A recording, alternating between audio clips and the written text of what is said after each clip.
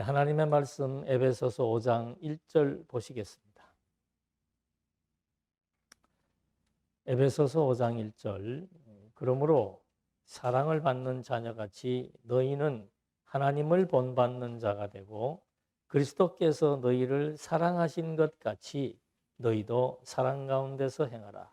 그는 우리를 위하여 자신을 버리사 향기로운 제물과 희생 제물로 하나님께 드리셨느니라.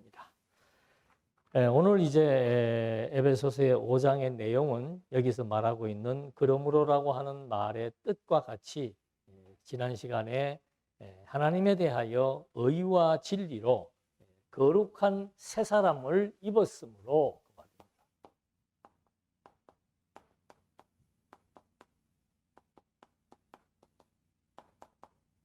이게 이제 4장 24절에서 우리가 변화되었던 그런 상태, 그래서 거룩한 새 사람을 입었다라고 하는 것은 이제 하나님과 그리스도와 이 교회 또는 성도 이 관계를 정확하게 인지한다 그랬습니다. 그래서 그리스도가 교회의 머리고 교회는 그리스도의 지체이며 몸이다. 그러니까 이 머리와 몸이라는 관계가 어떤 관계인가? 바로 그리스도가 주가 되고 그의 몸은 종속되어 있다라고 하는 거. 주종 관계, 종속 관계 이런 얘기를 했는데 그래서 이 주종 관계라고 하는 것은 지배입니다. 지배. 주종 관계라고 하는 것은 그리스도에 의해서 우리가 지배를 받고 통치를 받는다. 그래서 어떤 사역적인 의미가 여기에 담겨져 있다 그랬죠. 그 다음에 종속이라고 하는 것은 그에게 이렇게 속해 있다라고 하는 것은 그를 힘입지 않으면은 존재할 수 없다라고 하는 것을 의미하는 겁니다. 그래서 이거는 의지, 그 다음에 생명의 존재에 대한 거, 우리가 어떻게 이렇게 살아서 움직일 수 있는가? 그것은 그로 말미암아 종속되어 있기 때문이다. 또 이 우리의 모든 삶의 세계가 인간의 생각대로 되지 않고 욕심대로 되지 않는다. 그 이유는 뭔가? 바로 그리스도가 머리 되어서 모든 세계를 관장하고 지배하고 당신의 뜻대로 섭리하기 때문이다. 이게 이제 거룩한 새 사람이 갖게 되는 신앙적인 중요한 요지라 그랬습니다. 그래서 그리스도는 당신이 머리가 되고 교회는 성도는 당신의 몸이 된다라고 하는 의미를 이렇게 설명을 해준 거예요. 자, 그러므로 이제는 그러면은 어떻게 이 거룩한 새 사람의 삶이 실제 우리의 삶의 현장 속에서 드러나게 되는가? 이렇게 합니다. 저렇게 합니다. 그거는 뭐 안 읽어도 다 누구든지 이해할 수 있습니다. 그러나 중요한 요지는 뭔가? 과연 여기 지금 성도의 자존감이라고 하는 부제를 달아놓았습니다. 이거는 아주 중요한 얘기입니다. 5장의 성도 생활의 어떤 원리에 직접적인 동인이 되는 겁니다. 내가 이렇게 살고 저렇게 살고 이거 하지 말고 저것을 추구하고 이런 모든 것은 성도로서의 주어진 자존감에 대한 것이 분명하게 확립될 때 우리가 거룩을 뭐라고 배웠습니까? 품이라고 그랬죠. 품이. 하나님의 백성, 하나님의 아들로서의 품위가 있습니다. 왕자는 왕자로서의 품위가 있습니다. 그리고 그 왕자는 왕으로부터도 존중을 받고 백성으로부터도 존중을 받는, 그래서 그 왕자를 우리는 거룩한 존재라고 표현하면서 존경하기도 하죠. 과거에 그랬던 것처럼 이 거룩한 새 사람이라고 하는 것은 하나님의 아들이 된 것입니다. 하나님이 만왕의 왕이라면은 우리는 왕자예요. 그 왕자는 왕자다운 품위, 또 백성들로부터 또는 왕으로부터 존중받을 수 있는 그런 거룩한 태도와 자세가 겸비돼야 된다는 거죠. 그렇게 되려면은 내면적인 가장 중요한 변화가 뭔가 하면은 자존감이라 이 말입니다. 이 자존감이라고 하는 일반적인 용어를 지금 여기에다가 설명하는 이유는 뭔가 하면 이제 확실히 금방 이해하시게 될 것입니다. 자존감이라고 하는 것은 자신을 귀중하게 여기는 마음입니다. 여러분, 근데 우리가요, 내 자신을 내가 귀중히 여기지 않는 사람들이 훨씬 많습니다. 나의 욕심을 채우기 위한 나만의 가치를 추구하는 것은 이기심이지만은 나라고 하는 존재가 정말로 귀중한 존재다. 나는 가정에서도 또는 교회에서도 내 직장에서도 어디에서든지 간에 나는 정말로 귀중히 여기는 그런 내 자신을 존중할 수 있는 그런 마음이 성도들에게 필요하다는 거죠. 다른 말로 하면은 나는 없어서 안 되는 사람이라는 겁니다.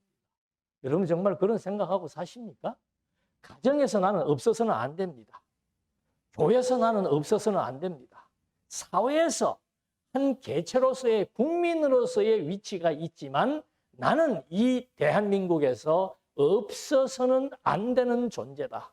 라는 정도의 생각을 가지고 산다면은 그 사람의 품격, 품위와 그 사람의 모든 삶에 대한 태도는 다른 사람들과 완전히 달라지는 거예요. 예를 들면은 한국 이 사회가 우리 때는 가정교육이라고 하는 것이 그냥 그 부모 중에서 특히 아버지의 권한과 권세에 의해서 남존여비, 완전히 남자가 존귀하고 여자는 비천하다라고 하는 이런 그 조선시대의 유교 사상이 우리 때까지도 팽배했습니다. 그래서 뭐 완전히 아버지가 하는 말은 그냥 그 가정의 법이에요. 그러니까 아버지를 제대로 만나지 못하게 되는 가정에서는 자녀들이 전부 다 피해자가 되는 거예요. 아버지의 사랑이 뭔지 모릅니다. 부모의 사랑은 부모가 자기 좋은 방식대로 하는 것이 사랑인 줄 아는 거죠. 그래서 내가 너를 사랑했다라고 하는데 과연 자식들은 그 사랑을 사랑으로 받았냐 이 말입니다. 그러다 보니까 그런 환경에서 자랐던 모든 대한민국, 인류가 다, 특히 이 대한민국의 자녀들이 그런 잘못된 부모들의 가치관이나 인생관에 의해서 어떻게 보면 정신적인 학대를 받는 거예요. 온전한 부모의 사랑을 온전히 받으며 살아왔던 사람들이 납니다라고 손들 수 있습니까? 저부터도 그렇지 못합니다. 내가 받은 상처의 가장 큰 부분은 가정에서부터 시작되는 거예요.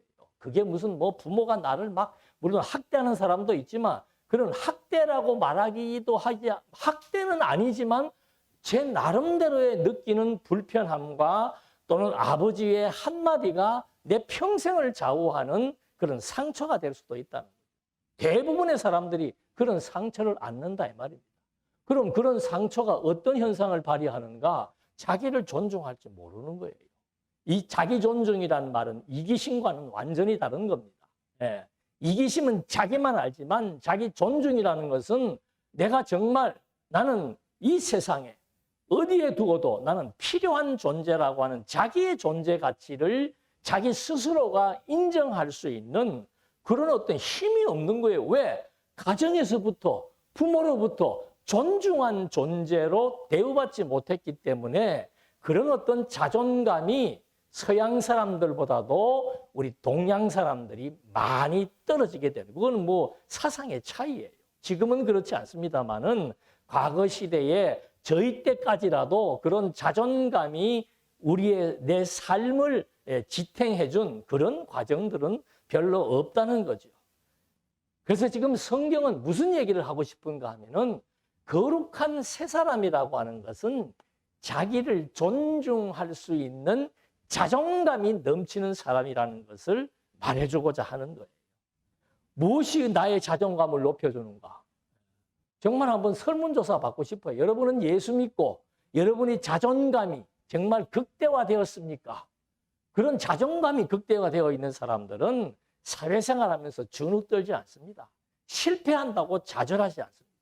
어떤 엄청난 시련과 핍박이 와도 사도 바울처럼 꿋꿋하게 자기의 목적과 목표를 위해서 돌진하고 매진하지 그 어떤 절벽과 같은 상황 앞에서 좌절하고 실망하고 원망하고 하는 그런 식의 삶을 사지 않는 것이 이 자존감이 가지고 있는 효능이라는 거죠. 그래서 제가 아침에 한번 가만히 생각을 해봤어요. 예.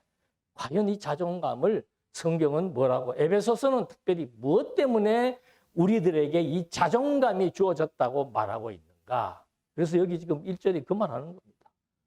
그러므로 거룩한 새 사람이 되었으므로 사랑을 받는 자녀같이, 여기에 가치는 뭐뭐처럼 그런 뜻이 아니고 자녀가 되었을 찐대 그 말입니다. 되었을 찐대, 찐대라고 하는 진대라고 하는 뜻이에요. 그러니까 하나님의 사랑을 받는 자녀가 되었을진데 너희는 하나님을 본받는 자가 되고. 그러니까 자, 이 자존감의 핵심은 뭔가 하면은 사랑입니다. 부모로부터 사랑을 아주 넘치게 받은 사람들 자존감이 있지요.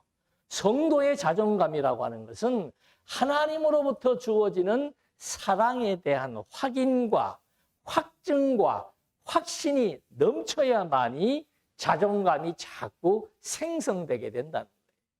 그리고 여기 지금 5장 1절에서 하는 말이 뭔가 하면은 너희는 사랑을 받는 자다. 누구에게? 하나님의 사랑을 받는 자다. 왜? 하나님의 자녀다. 하나님의 사랑을 받는 하나님의 자녀다. 두 번째는 뭔가 하면은 그러니까 하나님을 본받는 자가 되라. 하나님의 사랑을 받는 하나님의 자녀. 그러니까 당연히 부모를 존중하고 존경하는 자녀는 너 뭐가 되고 싶어? 그러면 나는 아버지처럼 살고 싶어. 나는 아버지와 같은 사람을 만나서 결혼하고 싶어 하는 말을 하는 것처럼 하나님의 사랑에 의해서 하나님의 자녀가 된 사람들은 당연히 하나님을 존중하고 하나님을 본받고 싶어진다는 거죠. 그러니까 성경이 우리에게 사랑의 메시지를 던지는 이유는 뭔가? 전부 이 사랑의 내용을 통해서 하나님이 우리에게 베푸신 사랑이 뭔가? 자, 그 다음에 그리스도의 사랑을 말하고 있습니다. 2절에서. 이게 지금 유사한 내용이에요. 그리스도께서 너희를 사랑하신 것 같이 너희도 사랑 가운데서 행하라. 그리스도께서 너희를 사랑하셨을진데 바로 그 사랑의 중심에서 행동하라. 이 말은 다른 말로 하면은 그리스도의 사랑의 감동에 의해서, 그리스도의 사랑에 의해서 우리가 이방인이었지만은 이제는 그리스도인이 되어서 하나님의 자녀가 되었다. 그러면 그리스도의 그 사랑은 뭐였는가? 바로 속량의 사역이었다. 여러분, 누가 나를 위해서 희생해 주는 사람? 예? 나를 위해서 막 나에게 내가 어디 아프다 그러면 막 장기를 갖다 주고, 예. 정말 나를 위해서 자기의 목숨을 아끼지 않고 희생하는 그런 거는 부모와 자식지간에도 확답할 수 없는 얘기예요. 목숨은 하나밖에 없기 때문에. 그러니까 여기에서 엄청난 얘기를 하고 있는 겁니다. 자, 하나님의 사랑이라고 하는 것이 여러분 한번 곰곰이 생각을 해보십시오. 하나님이 나를 사랑하신다? 그 하나님의 사랑이 언제부터 시작된 거예요?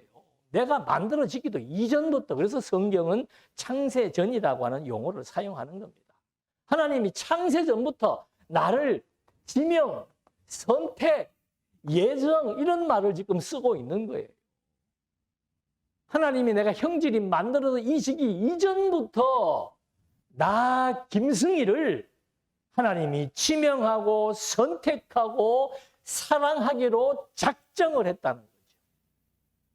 그리고 세상에 이 일을 이루기 위해서 하나님의 아들인 그리스도를 이 땅에 보내어서 하나님의 이 선택과 지명과 사랑의 일을 실현하기 위해서 당신의 아들을 보내어서 당신의 아들을 희생시켰다. 이런 사랑이 어디가 있어요? 네.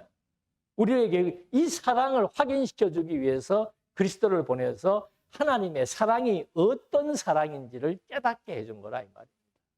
여러분, 사람이 누군가가 나보다 능력 있는 사람이 나를 사랑해준다? 나를 위로해준다? 나와 함께 해준다? 그것만 가지고도 나는 엄청나게 자존감이 올라가고 힘이 생깁니다. 그런데 성경은 우주와 만물을 창조하신 하나님이 내 형질이 이루어지기 전부터 나를 지명하고 선택하고 예정해서 그 사랑을 당신의 아들을 통해서 우리에게 보여준 거라 이 말이에요. 세상 누가 나를 위해서 죽겠냐 이 말입니다. 그리스도가 바로 나를 위해서 어떤 나, 그것도 깨끗하고 의롭고 정말 덕망 있는 나가 아니고 죄인인 나를 위해서, 죽어버린 나를 위해서 나의 죄를 다 당신이 대가를 지불해서 내 죄의 문제를 해결해주고 내 죽음의 문제를 해결해주고 내 생명의 문제를 해결해주는, 이게 단순히 종교적인 논리가 아니라 이 말입니다. 종교적인 논리로 받아들이니까 거룩한 새 사람으로서의 자존감이라고 하는 게 없어요. 내 아버지가 어떤 아버지인데, 내 아버지가 어떤 아버지며 그분이 얼마만큼 나를 사랑하고 계신지에 대한 확신과 확증, 증거가 없다면은 우리의 자존감이라고 하는 것, 성도로서의 자존감, 그 자존감이 있어야만 내 아버지가 누구이기 때문에 나는 아버지를 닮아서 아버지의 아들로서의 품위와 존중받는 태도를 가지고 살겠다고 스스로 다짐하게 되는 거예요. 이렇게 살라고 해서 사라지는 게 아니라 말이에요. 그래서 성경은 우리에게 창세 전부터 여러분 나 하나를 죄로부터 사망으로부터 구출해 내기 위해서 삼위 하나님의 합작에 의해서 합동 작정과 협력에 의해서 나를 위해서 이렇게 하나님의 역사가 나를 향해서 이렇게 이루어졌다는 거예요. 그러니까 이런 내용들을 끝까지 유지하는 것이 뭔가? 계시록에도 나오는 거예요. 하나님이 사랑하는 하나님의 아들이 이 땅 위에 살면서는 어쩔 수 없이 육체라고 하는 욕망과 죄의 몸을 입고 살았지만 이제는 이 몸, 죄와 사망을 이제는 새롭게 전환시켜줄 하나님의 의의 세마포 옷이 지금 준비되어 있다는 거예요. 천국에서 내가 입어야 될 나에게 딱 맞는 그런 세마포가 준비되어 있고, 여러분 감동스럽지 않습니까? 그 천국의 생명책에 나의 이름이 기록되어 있다. 지금 딱 세자가 기록되어 있다는 거예요. 설마. 그건 뭐 안 믿으셔도 상관없어요. 성경에 요한계시록에 생명책에 나의 이름이 기재돼서 이 사람들을 다 호명하겠다 이 말입니다. 여러분 이름이 어디에 기록되어 있을 때 여러분에 대한 그 어떤 기분은 어떻겠어요? 나는 뭐 어디에 기록된 것도 별로 없었지만은 제가 그 모교를 한번 어떻게 우연히 지나가게 됐다가 거기에 가니까는 그게 이제 뭐 한국의 무슨 뭐 이렇게 중요한 문화재처럼 그렇게 취급이 돼 있더라고요. 한국에서 처음 생긴 고등학교니까. 그래서 거기 가서 입구 가서 이렇게 보니까는 거기 이렇게 모니터가 있는데 거기에 자기 이름이 있는 거예요. 치니까. 몇 회 누구하고 치니까 이름이 쫙 뜨는데 거기 내 이름이 뜨는 거예요. 기분 좋더라니까. 내가 졸업한 학교, 100여 년이 넘은 그 학교 학생들 중에서 내 이름이 거기 있을 때 그걸 확인해 보라도 그게 기분이 좋고, 지나고 나면 다 잊어버릴 수 있는 거지만, 그런데 천국에 있는 생명책에 인류, 수십억의 인류가 다 지금 보존되어 있는 그들의 이름과 행위와 모든 것들이 기록되어 있는 그 책에 나의 이름 석자가 기록되어 있다. 그건 우리에게 자존감을 지금 높여주기 위한 하나님 계시의 한 방편이었다 이 말입니다. 그래서 여기 지금 처음부터 이 지금 나와 있는 이 얘기가 뭔가, 지금 거룩한 생활에 대한 얘기예요. 여러분 우리 어떻게 거룩한 생활을 해야 됩니까? 거룩한 생활은 이런 거니까 이렇게 살면 안 됩니다. 그런 얘기가 더 앞서서 중요한 원리는 바로 뭔가, 성도로서의 자존감을 내가 가지고 살아갈 수 있다면은 이 자존감은 단숨에 생기는 건 아니에요. 자존감은 점진적입니다. 점점 시간이 지나가서, 우리 사랑도 마찬가지 아니에요? 3살짜리가 부모의 사랑에 대해서 알고 있는 농도와 50이 되어서 부모의 사랑에 대해서 깨닫게 되는 농도는 하늘과 땅 차이입니다. 그러니까 하나님의 사랑과 그리스도의 사랑을 깨달아서 나의 자존감이 성장한다라고 하는 것은 이것은 단번에 될 수 있는 게 아니죠. 반드시 시간이 필요하고 과정이 필요하고 그것을 통한 여러 가지 많은 경건의 시간들이 필요한 것이다 이 말입니다. 그래서 사도 바울도 하나님의 말씀을 통해서 하나님의 살아계심과 그리스도의 사역을 통해서 내가 하나님 앞에서 누구인지에 대한 자존감을 확인하게 되었을 때, 아, 나는 정말 하나님 앞에서 없어서는 안 되는 사람이구나. 하나님이 나를 불러서, 나 같은 것을 불러서 이방인에게 복음을 전하게 하셨구나. 그게 사도 바울의 자존감이에요.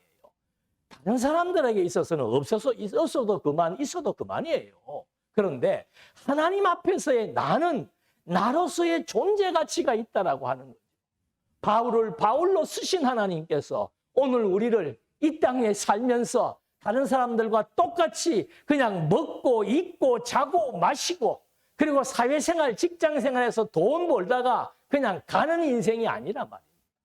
나타난 현상적인 삶은 유사하지요. 누구나 다 똑같이 먹고 잡니다. 누구나에게 다 똑같이 거주할 공간이 필요합니다. 누구나에게나 똑같이 다 경제를 위한 재물이 필요한 거죠. 그런데 우리는 그렇게 설령 산다고 할지라도 하나님이 우리를 향하신 하나님의 의도는 바로 뭔가? 나는 나로서의 존재 가치가 있다라고 하는 거예요. 그걸 말씀을 통해서 깨닫는 자라야 자존감이 충만해진다라고 하는 거예요.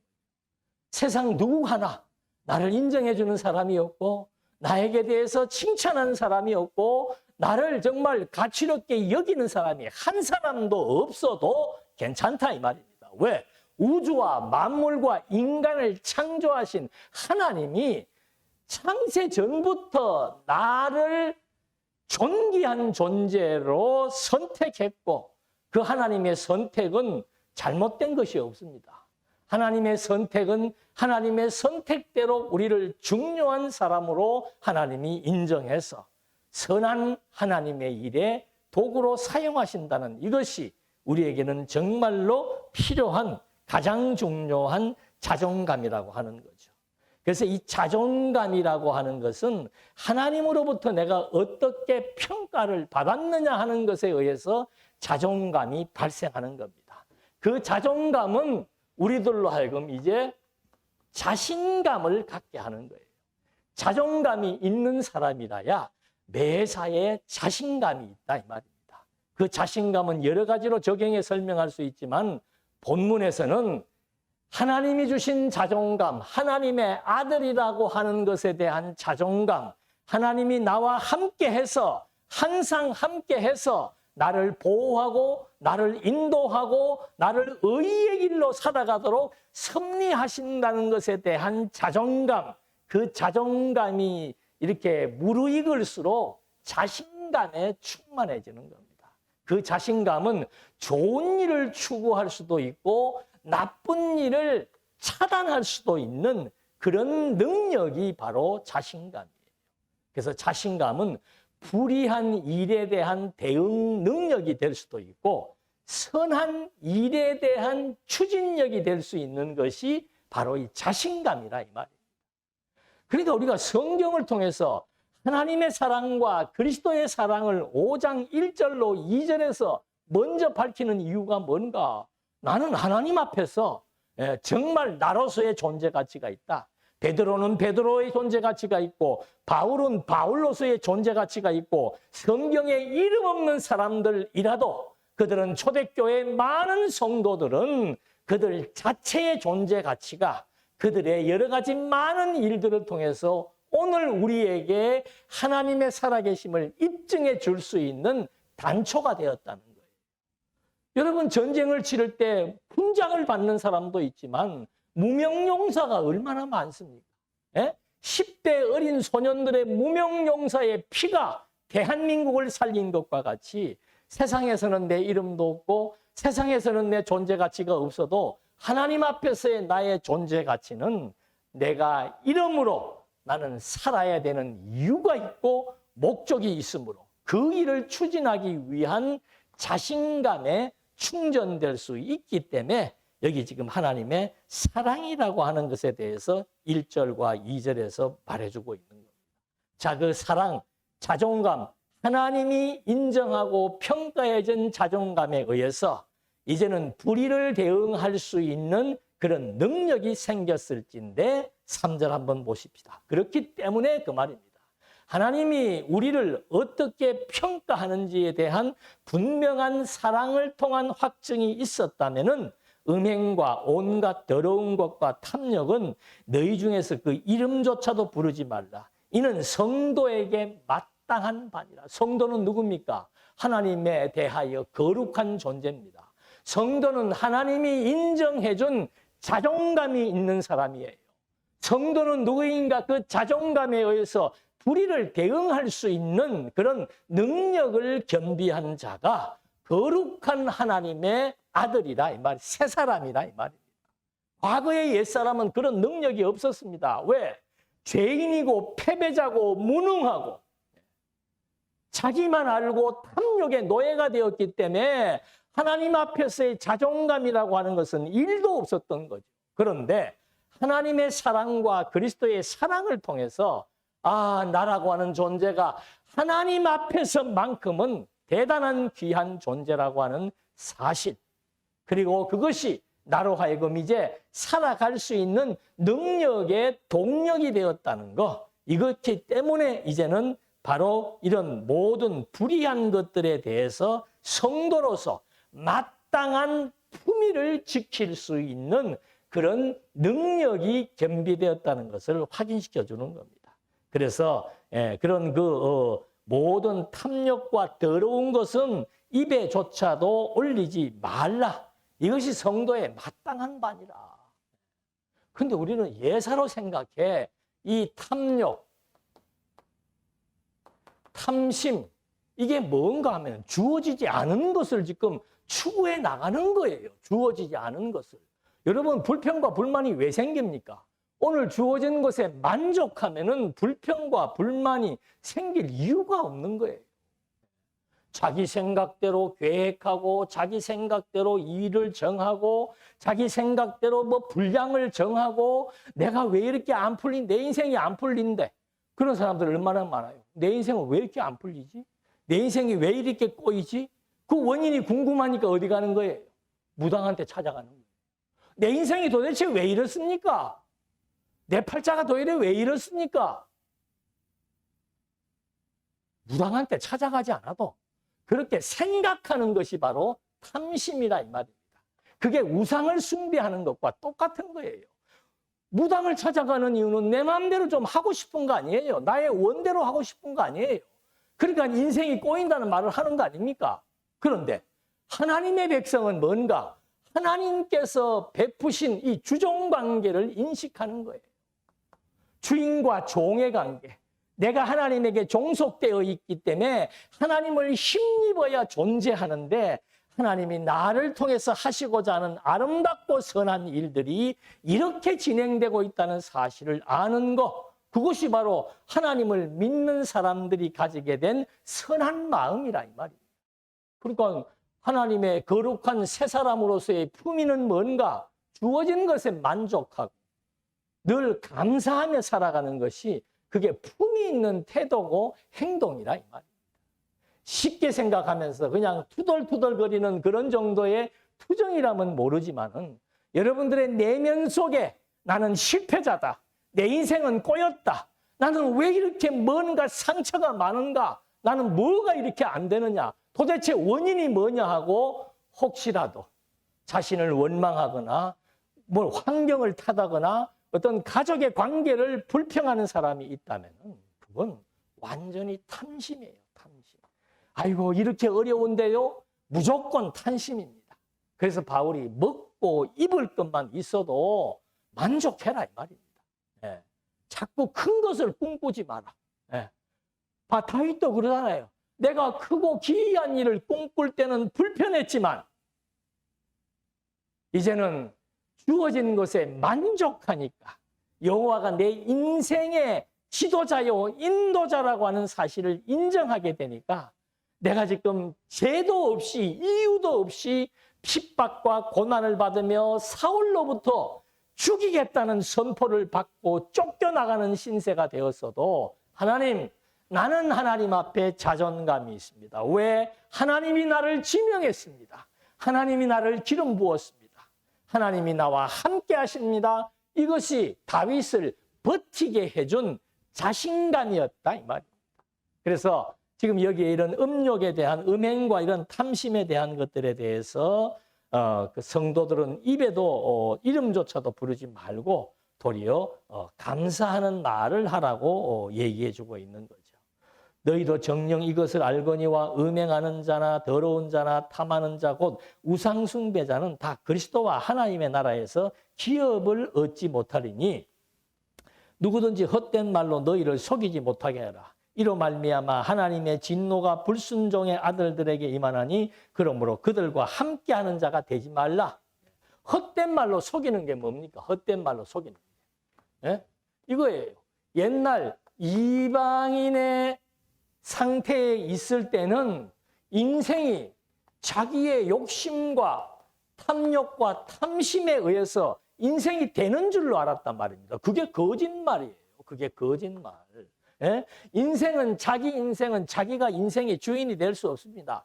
자기 인생을 자기 마음대로 주도하거나 주관할 수가 없습니다. 왜? 하나님이 창조주이기 때문에. 인간은 피조물이기 때문에.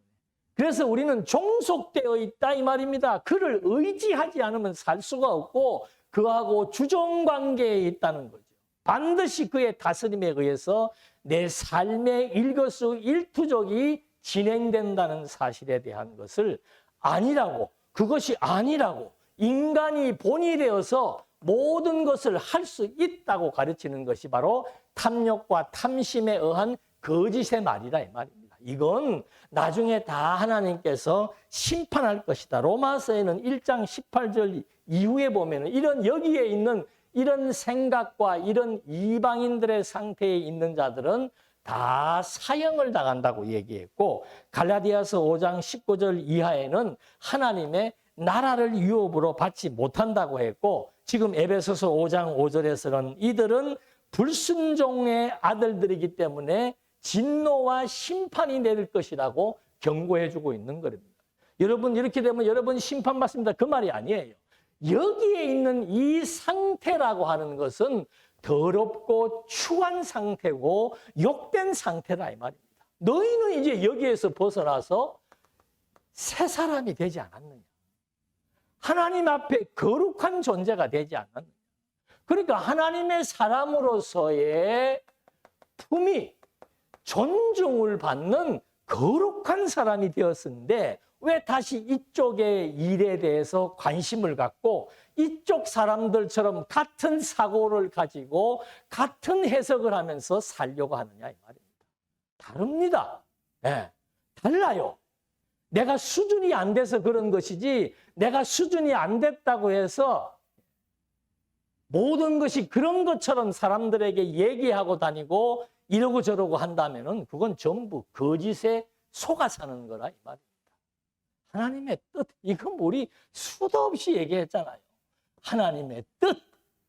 그래서 이런 자존감이라고 하는 것은 불의와 단절할 수 있는 자신감이 생성이 되어서 그걸 그대로 실행할 수 있는 능력이 주어진다. 그래서 결론적인 것은 뭔가 하나님의 사랑과 그리스도에 대한 사랑의 확증을 여러분들이 확인해야 된다. 그거 증거가 내게 있어야 된다. 내가 왜 그리스도를 믿는지, 내가 왜 하나님을 믿는지, 나는 저 사람의 삶을 보니까 저 사람처럼 하나님을 믿고 싶어. 이런 말을 듣는 이것이 바로 품위 있는 성도들의 삶이라고 얘기해 주는 겁니다. 5장 8절에 보니까 너희가 전에는 어둠이더니 이제는 주 안에서 빛이라. 빛의 자녀들처럼 행하라. 빛의 열매는 모든 착함과 의로움과 진실함에 있느니라. 과거 이게 어둠이에요. 어둠. 어둠의 자녀와 이 빛의 자녀라고 하는 것은 빛과 어둠이 극명하게 다른 것처럼 완전히 다른 거예요. 여기는 탐심의 노예가 되어 살지만 여기는 뭡니까? 착함. 착함은 뭐예요? 하나님의 뜻을 순복하는 것이 하나님 보시기에 착한 행동이에요. 예. 아, 너 참 착하다. 그래. 너는 불만 불평 없이 내가 정해놓은 뜻에 대해서 동의하는구나. 내가 정해놓은 뜻을 그대로 받아들이는구나. 내가 너를 통해서 이루고자 했던 모든 분량과 분복에 대해서 너는 불평 불만 없이 받아들이는구나. 이 주종과 종속이 전부 순종과 복종의 의미를 담고 있듯이 착하다라고 하는 것은 하나님의 뜻을 인정하는 것이다. 의롭다, 의로움이라고 하는 것은 지금도 계속 말하고 있는 거룩한 생활이에요. 거룩한 생활. 하나님의 아들로서의 품위, 이건 너무도 중요하지요. 그리스도를 믿는 사람으로서의 품위, 어디 가서 주눅 들면 안 된다 이 말입니다. 어디 가서 딴소리 하면 안 돼요. 많은 사람이 인간의 욕망을 가지고 살아야 된다고 말하더라도 인간의 욕망대로 안 된다고 말할 수 있는 것이 거룩한 성도로서의 품이 있는 태도라 이 말이죠. 당당해야지. 예? 내가 사회적으로는 지금 뭐 이렇게 취약한 상태에 있더라도 내 내면의 세계는 하나님 앞에서 늘 당당할 수 있다 이 말입니다. 나는 당신들하고 다르지요. 빛과 어둠은 다릅니다. 돈이 없고 병약하고 여러 가지 많은 것들이 열악한 조건에 있어도 근본은 이 사람들하고 다르다 이 말입니다. 어둠에 있는 사람들하고 다르다는 거예요. 나는 내 영혼이 새 사람이다. 하나님의 의와 거룩함으로 말미암아 진리로 말미암아 거룩한 존재 새 사람이 되었기 때문에 이들과는 근본적인 차이가 있다. 내가 학교 같으면 좀 다음 시간에 적어오라고 싶어. 뭐가 근본적인 차이가 있냐. 나는 내가 믿는 나의 신앙은 하나님 앞에서 이 사람들과 이거는 이론적인 게 아니에요. 실제로 나는 어떤 생각과 어떤 태도가 이 어둠의 세계와 근본적인 차이가 있고 나는 정말 그것 때문에 자존감이 넘치고 그 자신감에 의해서 인생을 살고 있다라고 자기의 신앙 고백을 좀 한번 적었으면 좋겠어요. 그래서 이렇게 진실이라고 하는 것은 뭐 다른 진리라고 하는 것은 없습니다. 다른 거 없습니다. 주종관계예요. 인간은 하나님에게 종속되어 있다라는 이것이 만고불변의 진리입니다. 피조물은 창조주에 의해서 존재한다는 것이 이게 바로 만고불변의 원리예요. 그래서 이런 말을 지금 해주면서 단호한 태도에 대해서 촉구합니다. 10절. 주를 기쁘시게 할 것이 무엇인가 이제는 시험해요. 빛에 있는 사람들과 어둠에 있는 사람들의 차이점 중에 첫 번째는 뭔가 하면은 나를 기쁘게 할 것인가 하고 사는 사람들하고 주를 기쁘게 하고자 하는 사람들하고는 아주 근본적으로 다르다 말입니다. 그래서 항상 주를 기쁘게 할 것, 이런 나를 중심으로 이게 나를 기쁘게 하는 것이 성경적으로 볼 때는 이기심이에요. 주를 기쁘게 하는 이것이 뭔가 하면은 이게 바로 자존감이며 자신감이며 자긍심이다 이 말입니다. 왜 주를 기쁘시게 하는 것이 자존감이고 자긍심인가? 하나님이 이 주가 나를 위해서 속량과 희생을 하신 분이라고 하는 사실을 안다면은 내 인생의 모든 것, 먹는 것도 굶는 것도 사는 것도 당신을 위해서 내가 살겠노라고 하는 그리스도 사랑에 대한 확증이 바로 주를 기쁘시게 하고 싶다라고 하는 것에 대한 첫 번째 과제예요. 그 다음에 11절로부터는 뭔가 너희는 열매 없는 어둠의 일에 참여하지 말고 도리어 책망하라. 이 부분에 대해서 책망하라 말입니다. 같이 동의하고 동조하고 안 믿는 사람들의 생활관이나 인생관이나 가치관에 대해서 같이 동조하고 동의하지 말고 그것은 아니라고 잘못된 것이라고 말하라 이 말이에요.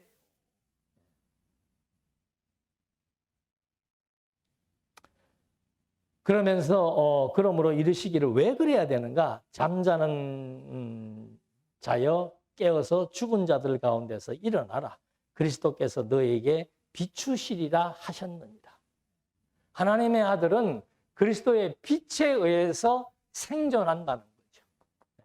어둠의 자녀들은 이 빛에 의해서 생존하는 것이 아니고 어둠의 권세에 의해서 탐욕과 탐심으로 살아가는 거예요. 그러나 하나님의 새 사람들은 그리스도의 빛에 의해서, 그 빛의 생기에 의해서 하나님을 의지하고 경외하고 인정하고 만족하고 감사하는 그 그리스도의 빛에 의해서 살아간다라고 하는 것이 극명하게 다르다 이 말입니다. 뭐 순간 저도 뭐 그렇다고 해서 내가 평생 이렇게 사는 건 아니잖아요. 살다가 어려움이 왔을 때 불평하고 불만하고 나는 왜 이럴까 탄식할 수 있지요. 그러나 그것이 정당하다고 생각하면 안 된다 이 말입니다. 얼른 그런 생각을 하더라도 그건 아니지. 하나님과 나와의 관계가 어떤 관계인데, 그리스도와 나와의 관계가 어떤 관계인데, 나는 무엇을 위해 존재하며 어떻게 살 것인가가 완전히 다른 사람인데 품위 있는 생각을 해야 되겠다라고 여기에서 이런 생각을 했던 자기 자신을 책망하고 여기에서 돌이킬 수 있는 이것이 거룩한 새 사람으로서의 삶의 태도인 것을 밝혀줍니다. 그러면서 14절에서 바로 죽음에서 탈피되는 그리스도 중심의 의식의 전환을 여기에서 밝혀주고 있는 거죠. 그러면서 이제 지혜를 실현해라고 말합니다. 15절에서 그런즉 이제는 빛과 어둠에 대한 차이를 알았느냐? 그렇다면 이제는 너희가 어떻게 행할지를 자세히 주의하여 지혜 없는 자 같이 하지 말고 오직 지혜 있는 자 같이 하여 세월을 아끼라. 때가 악하니라. 자, 이제는 우린 그런 말 저도 무지하게 많이 듣습니다. 아니, 말씀을 들어보니까 좋은데 나는 어떻게 살아야 합니까? 라고 묻는 사람들이 많아요. 예. 지금 여러분도 마찬가지일 거예요. 이렇게 얘기를 듣다 보면 그럼 어떻게 살지? 어떻게 해야 되지? 라는 의문이 생긴다 이 말입니다.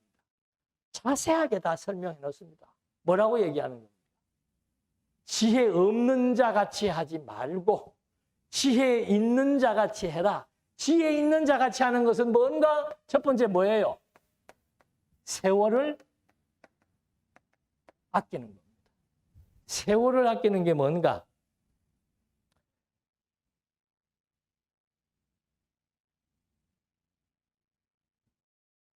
이게 몇 절 했죠, 제가? 16절. 세월을, 이게 15절에서 행동 방향을 지금 제시해 주고 있습니다. 어떻게 행할 것인가? 첫 번째는 세월을 아낀다는 거죠. 세월을 아낀다라고 하는 것은 주어진 여건을 하나님의 뜻으로 인정하면서 최선의 노력을 하면서 오늘 현재에 사는 사람이에요. 그러니까. 예? 오늘 현재 최선을 다해서 열심히 사는 사람입니다. 아이고, 내가 누군데 내가 이런 일이나 하고 살아?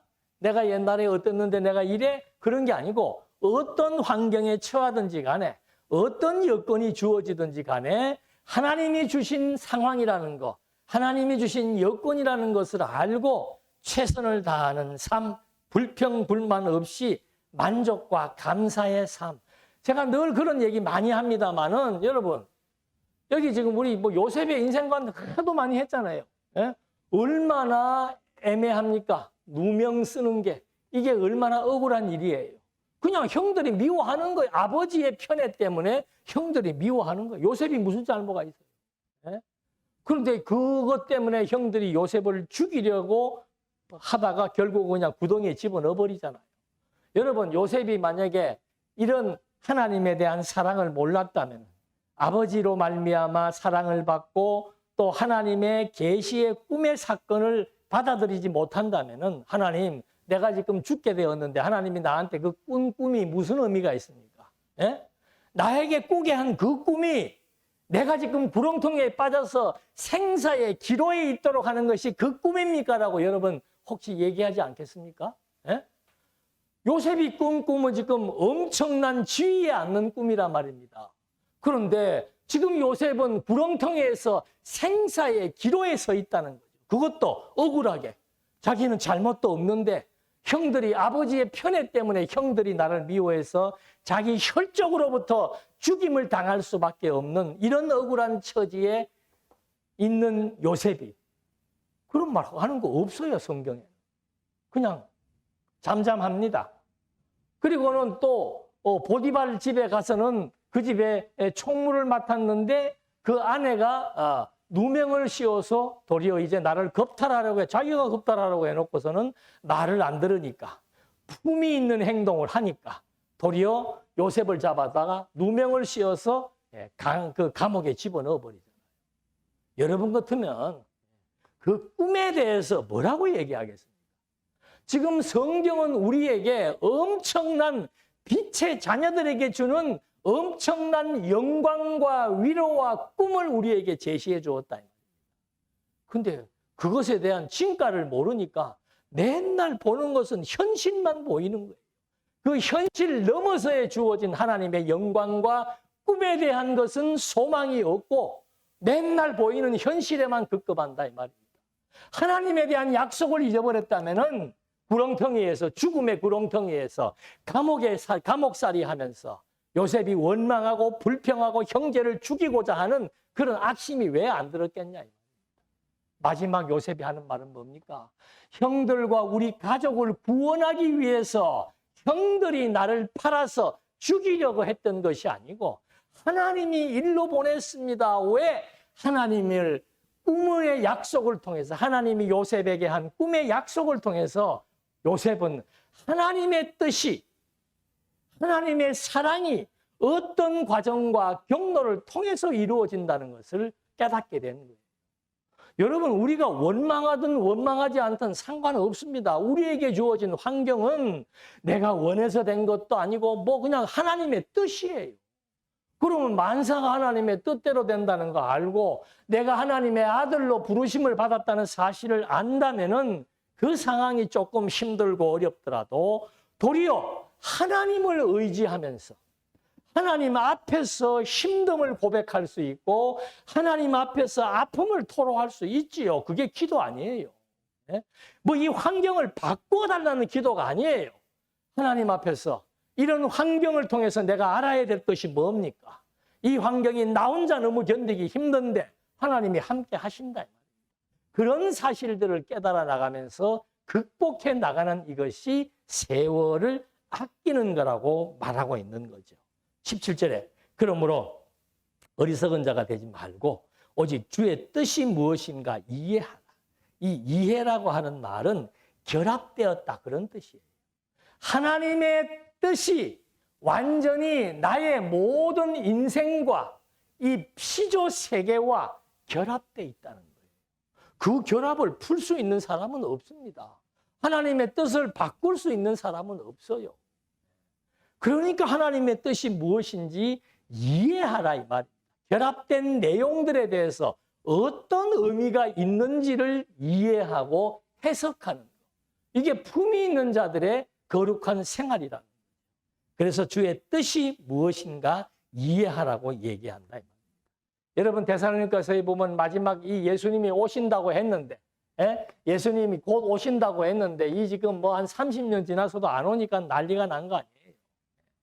모든 질서가 무너지고 인생관이 무너지고 가치관이 무너지고 아이고 내 마음대로 사는 것이 행복이다라고 많은 성도들이 글로 돌아가려고 할 때 바울은 데살로니가 교회를 향해서 너희를 향하신 하나님의 뜻이 무엇인 줄 알라고 소리 지른다 이 말입니다. 야, 지금 당장 그리스도가 오시지 않더라도 그래서 너희들이 가난하고 헐벗고 굶주리고 매맞는 상황 속에 있다 할지라도 그 속에서 하나님의 뜻이 무엇인지를 좀 이해하고 분별하고 생각하라 이 말입니다. 그래서 하나님의 뜻을 뭐라고 얘기합니까? 항상 기뻐하는 것이 하나님의 뜻이다. 이 말은 뭔가 언제나 항상이라는 건 언제나예요. 언제나 행복감을 유지하는 것이 하나님의 뜻이다 이 말입니다.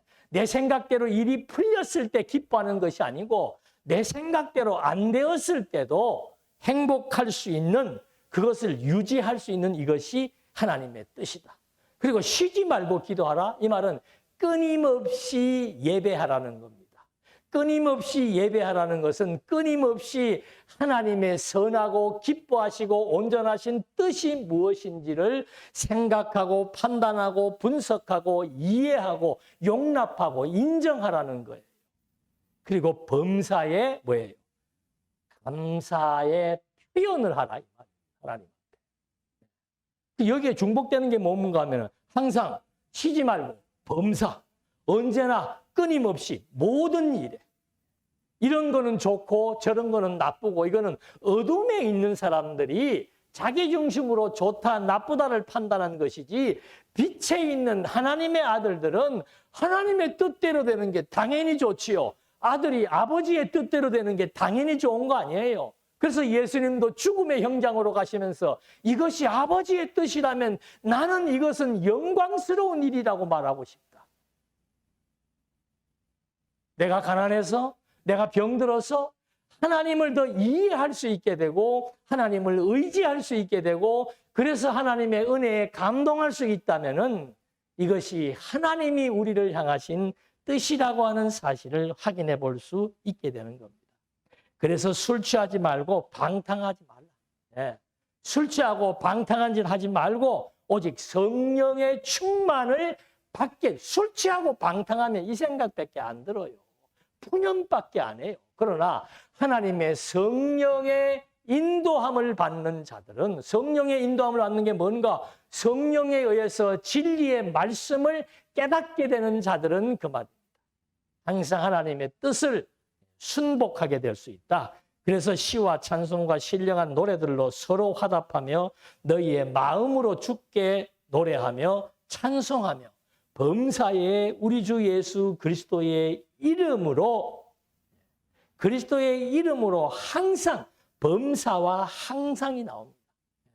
범사, 항상 하나님께 감사하며 그리스도를 경외함으로 피차 복종하라. 이 말. 모든 사람들은 전부 그리스도를 경외함으로 이 원리라 그랬죠. 이 원리. 예?